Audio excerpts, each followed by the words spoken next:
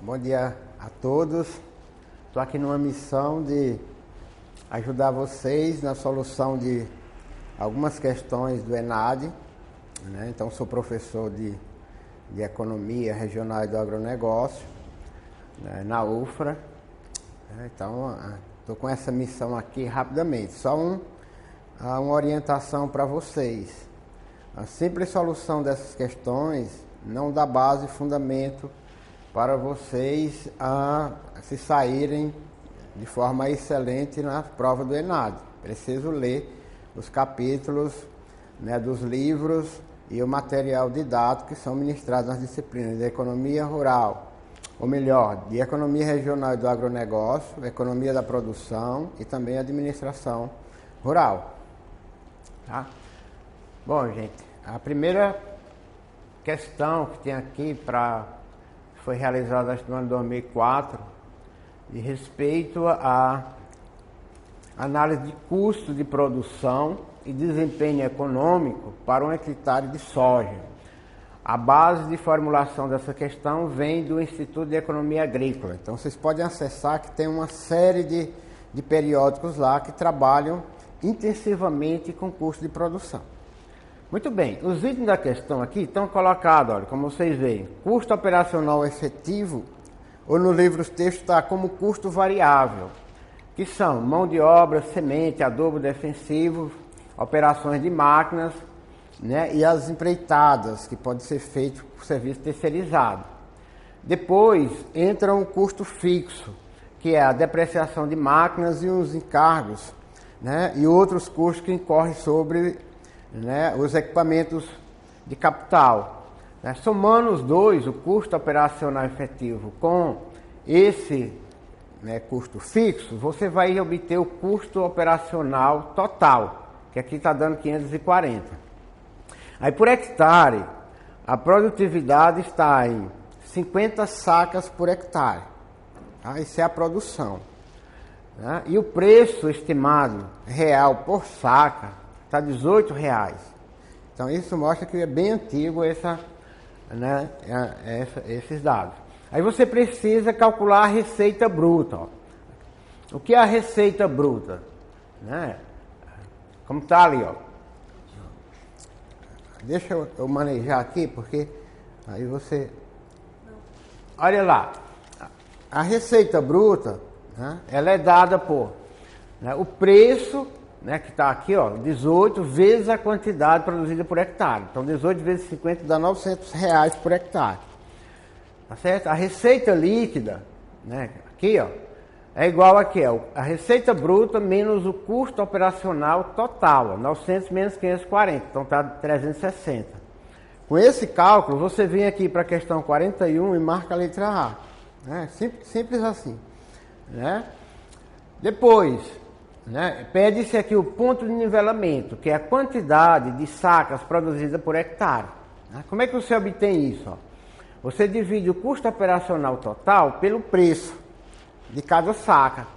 Né? Ó, 540 por 18 dá 30 sacas. Aí você vem aqui na questão 42 e marca o 30. O que isso significa? Com 30 sacas, né, a receita bruta é igual ao custo. Tá? Ou seja, você está, como o produtor diz assim, eu estou empatado, você não tem lucro nem prejuízo.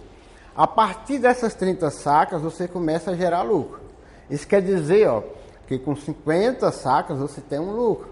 Né? Com 31 você já começaria a ter lucro. Esse aqui é o ponto. A questão 43, né, é uma questão que ela pergunta assim, ó, né, com base nos dados, é possível afirmar que, ó, a receita líquida mal cobre o custo operacional total? De cara não é verdade, né? Porque você viu lá que ela tem lucro, né? Tem receita líquida, né? E é alta, 360. O desempenho econômico da cultura pode ser considerado plenamente satisfatório em função do ponto de nivelamento, o que pode traduzir estímulo para a permanência da atividade? Sim, ó, você viu que com 30 sacas ele já cobre os custos. Tem 20 sacas de lucro. Né? Esse é um ponto importante.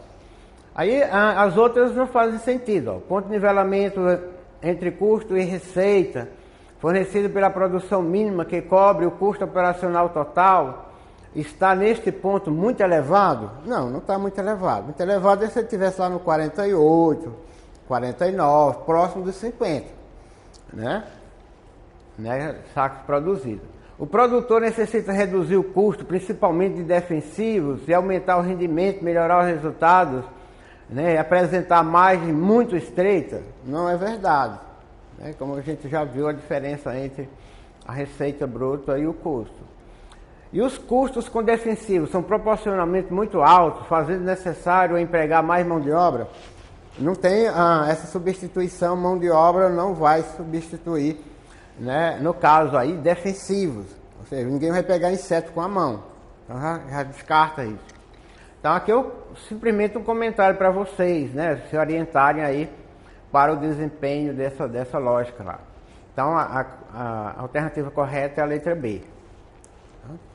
Em 2007, foi feita uma outra pergunta, envolvendo também custo de produção, né?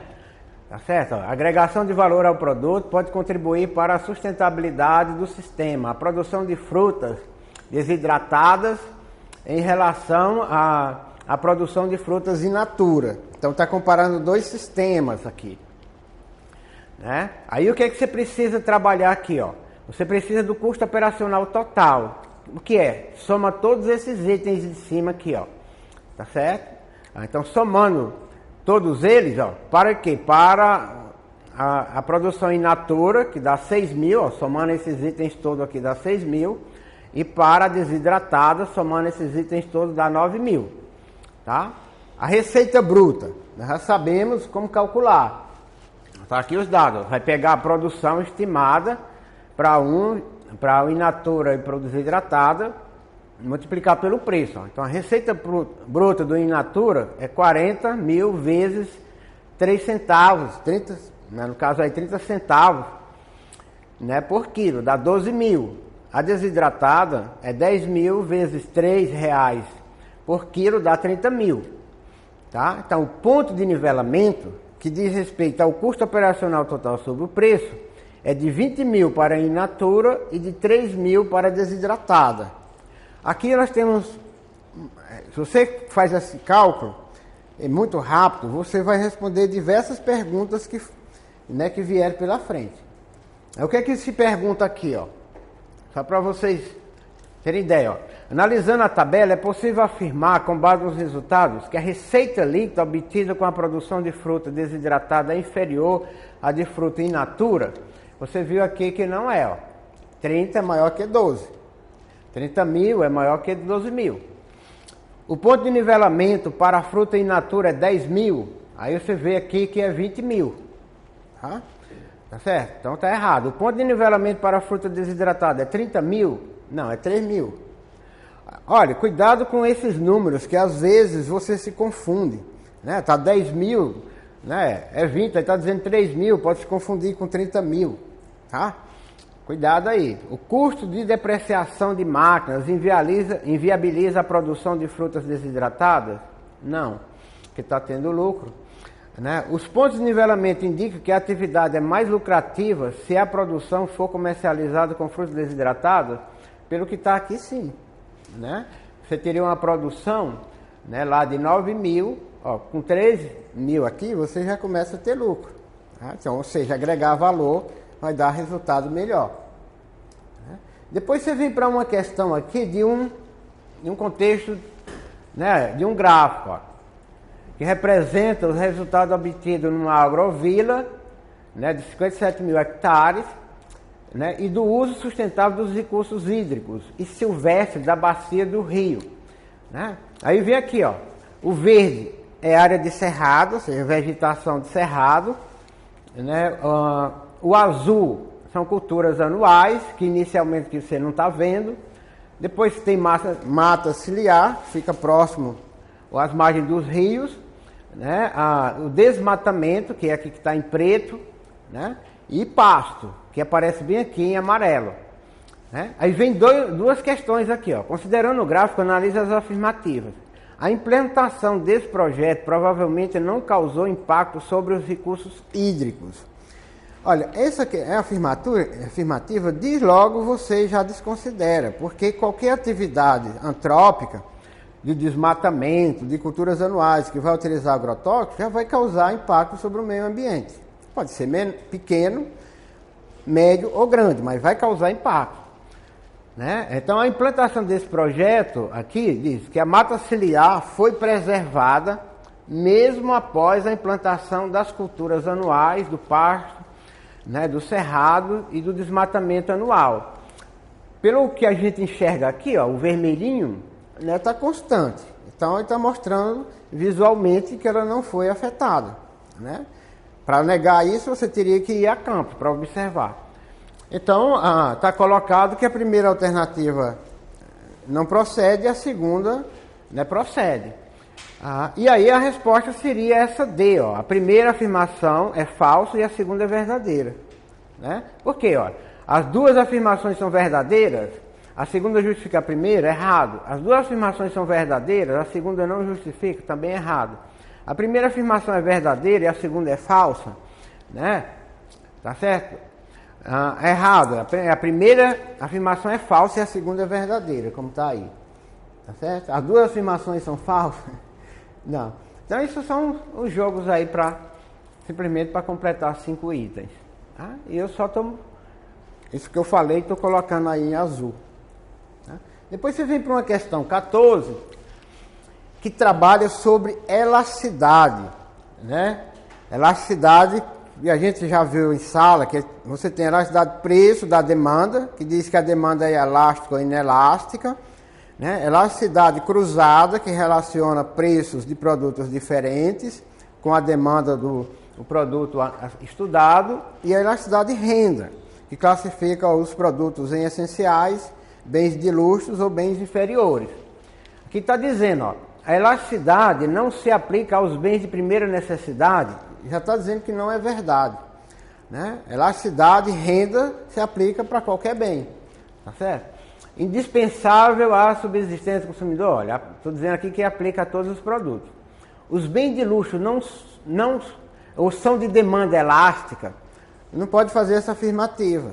Né? Eu até passei um exemplo em sala de aula de peixe, né? O caso da economia de peixe, em que a demanda é inelástica e a elasticidade de renda, né, o caracteriza o produto como bem de luxo. Tá? Então isso pode acontecer. Uma coisa não exclui a outra.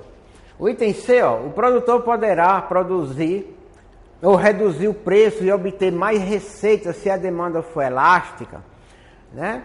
Sim, olha, produtos de demanda elástica, se você reduz o preço, aumenta a receita. Se você aumenta a quantidade, aumenta também a receita. Tá certo? Isso é uma afirmativa correta. Né? Não faz diferença para o produtor o fato de a demanda ser elástica ou não? Faz diferença sim. Tá? Então a questão está errada. A elasticidade acontece na horticultura porque existe substituto dos alimentos. Elasticidade é um conceito entre preço e a quantidade demandada. Tá certo? Então não faz restrição se o produto é hortícola, agrícola, qualquer que seja.